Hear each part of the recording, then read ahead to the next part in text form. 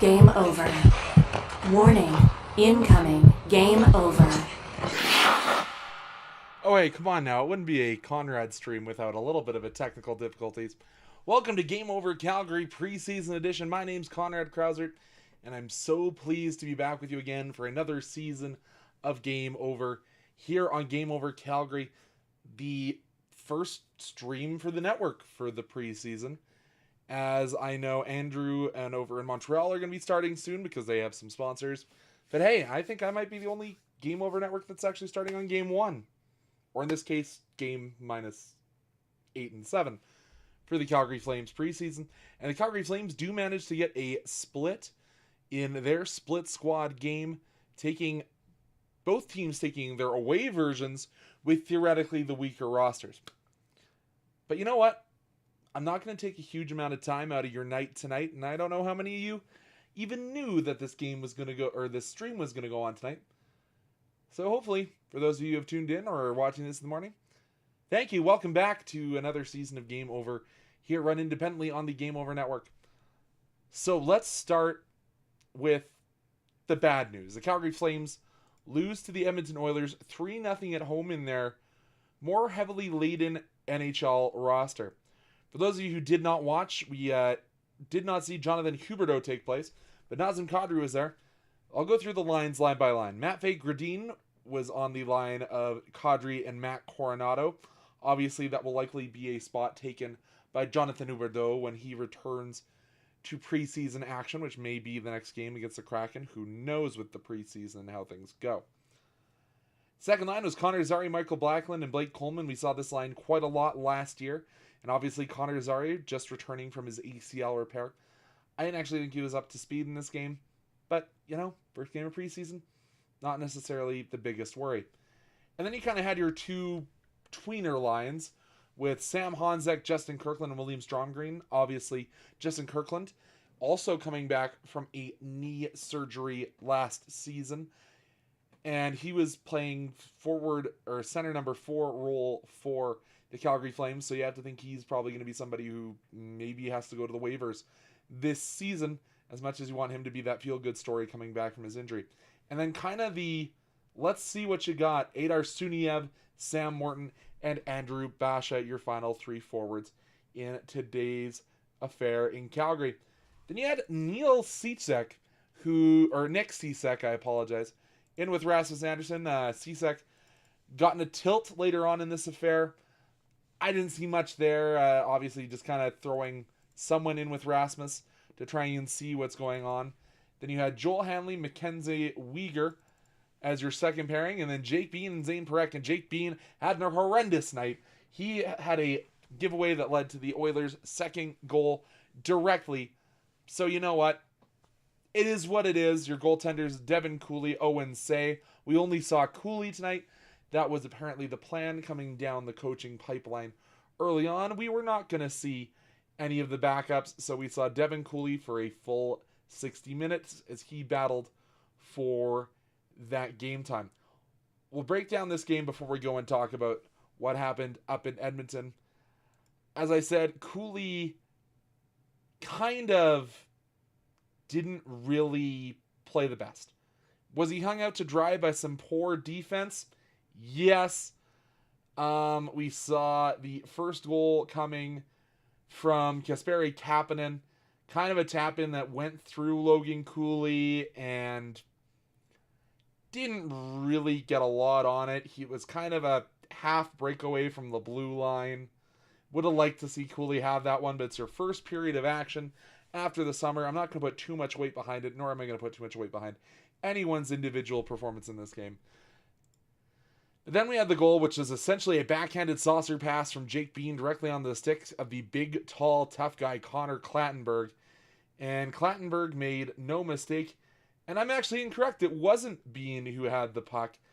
I'm actually going to have to go into the Flames roster sheet for this one because there's a bunch of players with a bunch of numbers who I have no idea who they are. They're probably Wranglers guys wearing numbers just for camp. And it was Matvei Gradin, actually, who had the backhanded pass. So, hey, Jake Bean, I'll take that one back. It wasn't your fault, but yeah, it was a backhanded saucer pass right onto the enforcer's stick, and as we said when we had the whole, what was his name? The goon that we sent to the All-Star game. Ugh. John Scott.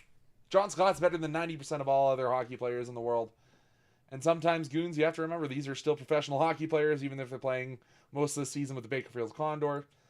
Made no mistake, 2-0 Oilers. And then Riley Stillman, it was a kind of a broken play once again. Flames give it away behind their own net. And it was a shot from the point eventually that came, and Stillman got a piece of it. So Flames turnovers hurt them in the first game of the preseason. It is not much weight put behind it, but obviously with the heavier veteran presence in the Flames' home lineup, including Nazem Kadri, you would have hoped to put a puck past two AHL goaltenders. And quite frankly, I don't think that's a bad expectation to have, even knowing it is the first game of the preseason. Because Johnson and Day, those aren't going to be names that we're seeing in the NHL anytime soon, if ever. And Logan Cooley, or Devin Cooley, not Logan. I keep missing those two up. I will get it right at some point in the future. But Devin Cooley allowing 3 goals from a lineup where I think the most known name might have been former Calgary Flame Curtis Lazar. Not great. Really not great. Yeah. I think that's all we're going to say about that one as we go to the visiting team who we sent to Edmonton. As I said, it's kind of, okay, maybe it's not as unbalanced as I thought, because you have the line of Joel Farabee, Morgan Frost, and Martin Ferk. Ferk back for another year. I thought we lost him to free agency, but apparently not. I'm actually going to Google that because is he on a pro tryout? No, he has another year on his deal. It proves that his contract signing was Ferk-edible. But anyways, and it was Lomberg, Pospisil, Adam Klapka. Klapka was kind of a menace in this game, and Ryan Lomberg played Ryan Lomberg's game. So you do have 2 lines of NHLers up in Edmonton as well. Then Dryden Hunt, Rory Cairns, Lucas Siona. Obviously, we saw Dryden Hunt and Rory Cairns last year. Siona, kind of one of those longer projects who you hope to see take another step in the the AHL this year. And then Jacob Battaglia, Clark Bishop, and Parker Bell. We also saw Clark Bishop this last year when the Flames ran into that injury bug down the center near the end of the season. Top pairing up in Edmonton was Kevin Ball with Axel Herdig. Axel Herdig, kind of another one of those longer-term projects. Then it was Yan Kuznetsov with Braden Bahal. I had a video scripted, and it probably will still come out. I had intended to get out before this game came up, but this game kind of snuck up on me. I think Yan Kuznetsov needs to be your third-pair defenseman for the Calgary Flames, above Jake Bean, but that's a discussion for another day. Then another guy who I think is in that left-handed D-man, probably better than most of the guys the Flames carried last year. Ilya Slovyov paired up with another guy who I think doesn't belong in the NHL, but the Flames are higher on than I am, DeMille Maramanov. And in goal up there, it was Ivan Prosvetov. I'm going to take a while to learn his name. One of the Flames' few signings in the offseason. And he had Arseny Sergeev backing him up. But that's the roster that did take home a 3-2 win in overtime. Darnell Nurse got the scoring led off for the Oilers. And he was firing everything on net today. Good for Darnell Nurse getting his Corsi up against AHL and ECHLers. Congratulations, Darnell, you're still bald. And remember, all the scoring, not in the first period, it was early in the second, 3:46 for that one from Darnell Nurse. Answered by one of the Flames that came over in that trade that came from Philly in the deal.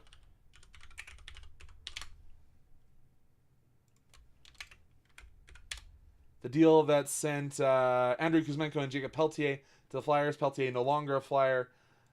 And neither is Andrei Kuzmenko. Actually, where is Peltier? I'm saying he's no longer a Flyer, but I was... Yeah, he is with the Lightning now, so goes to a little bit nicer locale. So the Flames still carrying two guys that they traded for essentially nothing for the Flyers. But anyway, was kind of a nice goal. It was all right. I was listening to Austin Hockey from up in the Game Over Oilers. He was doing his live streams, and Austin kind of said it was a Ryan Lomberg, Dryden Hunt, Morgan Frost goal where it was a lot of hard work and kind of preying upon some younger guys there for the Oilers. Good zone entry from Hunt and just dropped it back. And the backhand, kind of the spinorama, found its way through the goaltender for the Oilers. Handling the duties there for Edmonton was Tompkins the whole way. I thought we would have seen Pickard if the Flames had gotten more than 14 shots on that. That's a problem. But we continue on. Speaking of guys we acquired from Florida, Joel Farabee had a power play marker in this game. Assists to Rory Cairns and DeMille Miramanov. You saw Miramanov headmanning this power play up in Edmonton, and didn't look too bad. It was just a shot that Cairns put on net, and Farabee was at the back door for the tip-in. Flames go up 2-1. But Matvei Petrov, who is really one of the guys that this Oilers group is really high on, tied this one back up after the Flames had some struggles getting the puck out of the zone. Kind of a bang-bang play from behind the back of the goal and finds a way through. 2-2 game. And Morgan Frost was not done there. It was once again an assist to Dryden Hunt and a secondary assist to Kevin Ball. Hunt does a lion's share of the work but puts it right out in front. Frost kind of fakes a shot to get his defender out of the lane. And guess who his defender was on the play? Number 25, Darnell Nurse. Flames win. Again, they give the first star in the game to Ivan Prosvetov. I don't necessarily think that was true. I think they probably actually should have given it to Darnell Nurse. He played very good except for getting burned on the overtime goal. But he still balled. What do the Flames fans learn from this game? Maybe I need to be higher on Morgan Frost and Joel Farabee. Playing against a very heavy veteran lineup from the Oilers. Of course, neither of the big two were going today, so the line that they had at home was Podkolzin, Frederick Savoie, Janmark Tomasek, Griffith, Pitlick, Hamblin, Lafreniere, Stonehouse, Marjala, and Petrov. Nurse, Wallman, Deneen, Ergula, Millman, and Stetcher. And as we said, Tompkins went the whole way. What do we learn as Flames fans? Even with the overtime win, it's still the preseason. It's still trying to figure out what we got. But Conrad, I hear you saying across the internet wires, who looked good for the Flames? Who looked bad and who looked ugly? Well, I will say I wasn't the biggest fan of the way that Devin Cooley came out today. And he locked it down until later in the third. I thought he was kind of maybe the ugliest. As I said, didn't love the backhanded pass that went onto the stick from Matvei Gradin. That's a younger player trying to work his way into the lineup. Shout out to our friends over at Game Over Montreal stopping to check in. I have to assume that's probably Andrew behind the account. It could be Kay. I don't know. But it's a pleasure to be live here, folks. Guys that just were kind of underwhelming. I didn't love the game I saw to Matt Coronado today. He was a -1 in 16 minutes of ice time. Over 21 shifts. Rasmus Andersson, one of the few Flames defensemen in the home game to go even. Didn't inflate his trade value if he's going to get traded over the period of this year. Mackenzie Weegar being a -2, but he was stable to Joel Hanley for most of the night. I hope that's not our full-time pairing for this year. Guys that stood out in a positive. Cechek going toe-to-toe with the heaviest weight in the Oilers lineup. Like to see that. Zane Parekh is going to be a problem one day for the NHL, and that day could start this season. We saw him out on power play 1, which had 2 defensemen. You heard me last year how I don't love 2 defensemen on the power play. But if one of them is going to be Zane Parekh and one of them is going to be Rasmus Andersson, I think I'm a little bit more okay with that. Maybe that's more of a power play 2 thing for Parekh, with it being his first year of professional hockey, potentially. And then we'll look over at the game that took place in Edmonton. If I didn't close that earlier, that probably would have been better for me. Obviously, Frost and Farabee scoring the 2 goals. I was pretty low on them, to be entirely honest, for most of last season. However, as I said, considering that the Flyers didn't get much out of their return there, I thought they were good. Adam Klapka was a net front menace for most of this game. Would have liked to see Clark Bishop perform a little bit better.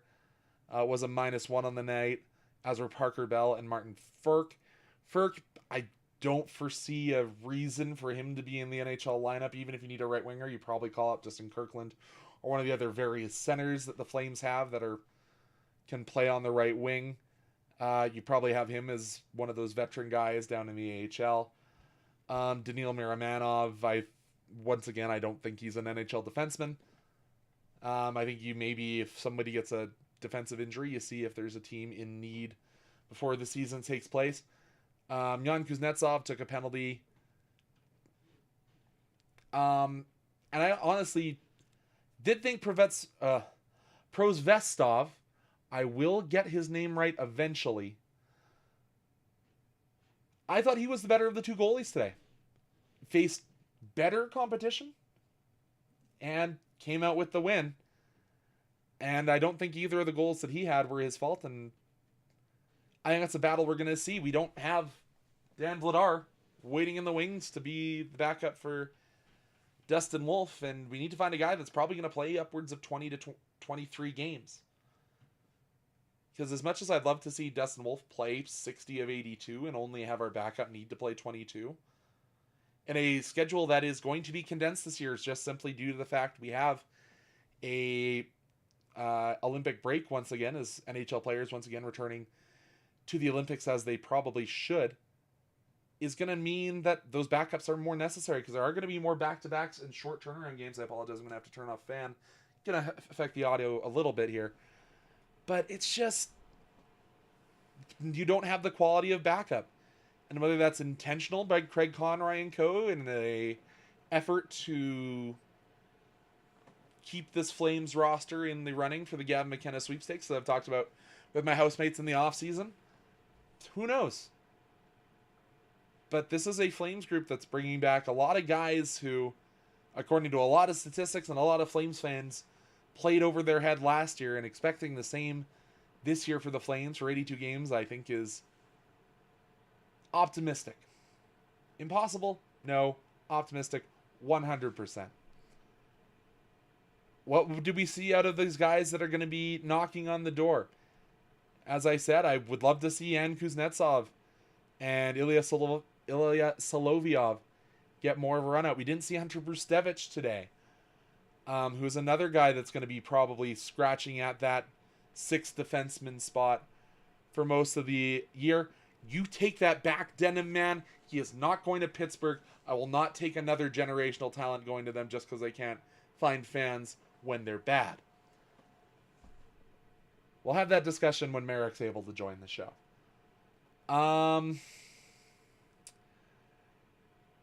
Again, like I said, I had a script of a show that I wanted to put together to put out before this game took place. Didn't get it in time.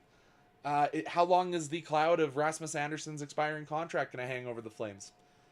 Is Conroy gonna take it all the way to the trade deadline and see where we are? Hey, I would love to trade him sooner than later. But as I said, this is preseason game number 1. I just realized I have Curtis Glencross's face covered up. I should probably... Glennie, I'm sorry. At least we can see one of your eyes right now. But for a Flames squad that, as I said, batted way above where they should be in the batting order last season, I think we need to come to an understanding that this may be a rough year for Flames fans. We got a year of battling for a playoff position till the very last few games. I may need to come to the realization that that's not where this Flames team will be this year. As I said, I hope we're in the Gavin McKenna sweepstakes.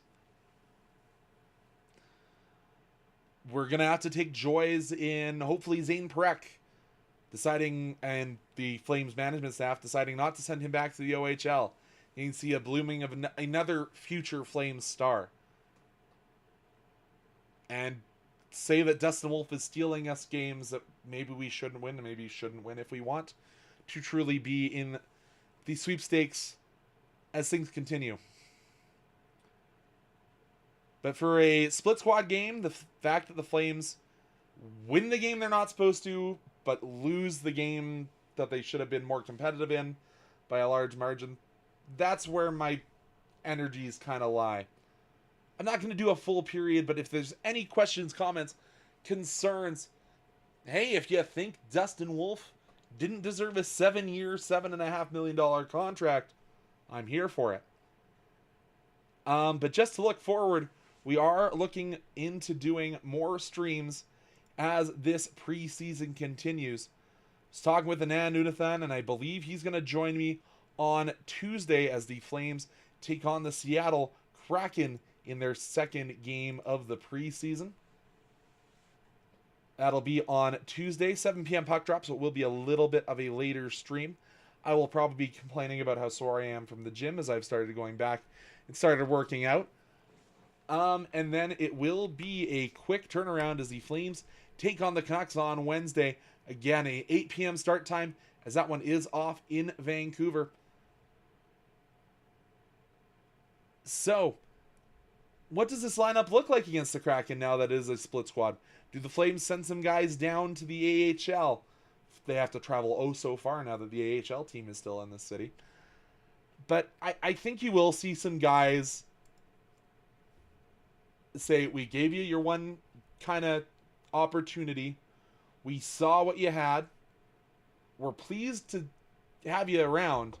I think guys like Parker Bell, who just aren't quite at that point, Lucas Siona, William Stromgren, you'll see some of these guys get set down to the AHL, just saying, hey, you're progressing, but we do need to look forward to an NHL season. Guys that I wanted to see that didn't suit up today, Igor Sharangovich, Jonathan Huberdeau. I think they need to get their first taste of it, preseason action. A guy that I think will stick around a little bit longer is a guy that the Flames really were high on last year, and Aidar Suniev, as I said, didn't look great today. The third round pick of the Calgary Flames. He was doing really well across in the KHL, so I think that he will get a little bit more runway here in the preseason.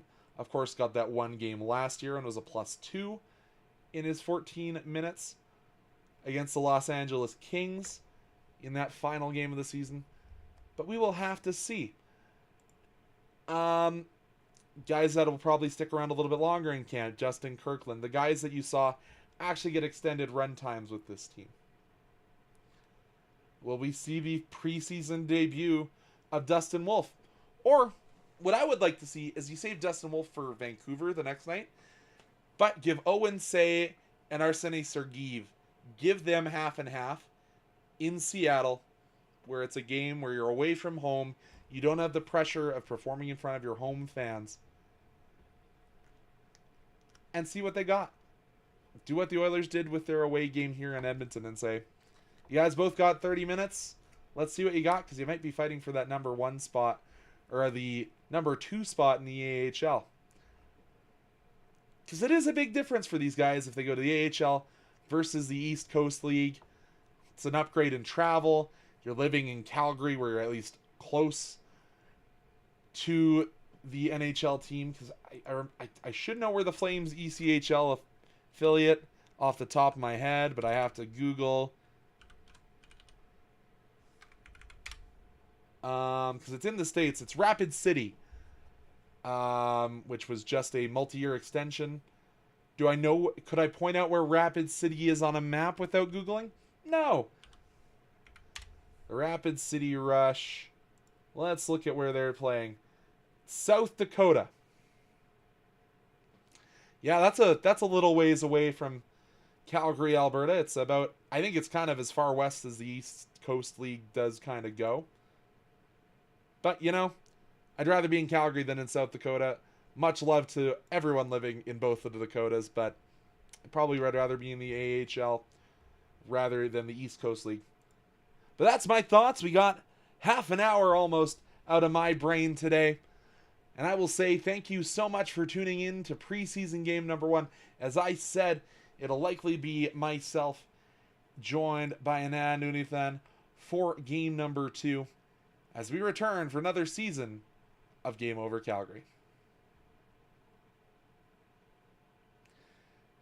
And it wouldn't be a me stream without being able to not roll the outro on game 1. There you go.